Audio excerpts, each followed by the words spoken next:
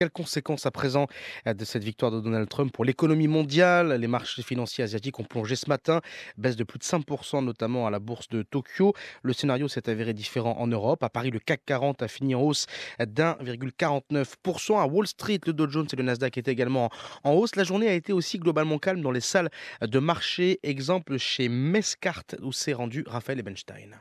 Ici, à 2 pas des Champs-Élysées, aucun coup de fil désemparé ou angoissé de clients, aucun surplus d'activité. Le début de matinée a été un peu tendu, avec l'ouverture en baisse des différents indices boursiers européens, mais dans des proportions moindres qu'après le Brexit. Et les choses sont vite revenues à la normale. Bilan presque un jour comme les autres. Certains titres ont même flambé à Paris, par exemple ArcelorMittal ou Sanofi.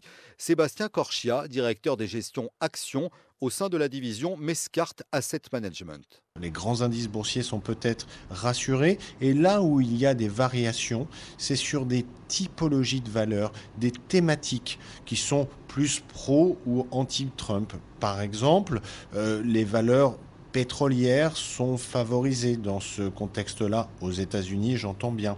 Les valeurs bancaires, donc c'est plus les thématiques qui sont arbitrées positivement ou négativement que les indices, les marchés étant naturellement plus favorables à Trump dans son projet économique et fiscal qu'à une Hillary Clinton. Restent quand même de nombreux points d'interrogation au vu des déclarations parfois fracassantes de Donald Trump en campagne, notamment son aspect protectionniste.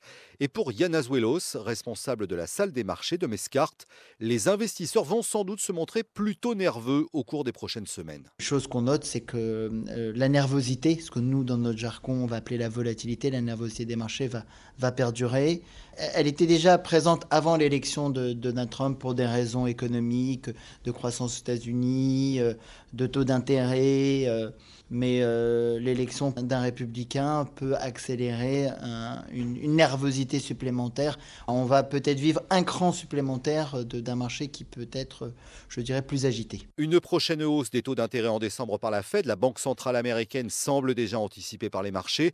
En revanche, les rapports entre sa présidente, Janet Yellen, réputée plus proche des démocrates, et Donald Trump seront sans doute guettés de très près, tout comme le choix du prochain secrétaire au Trésor, l'équivalent de notre ministre des Finances. Raphaël Ebenstein.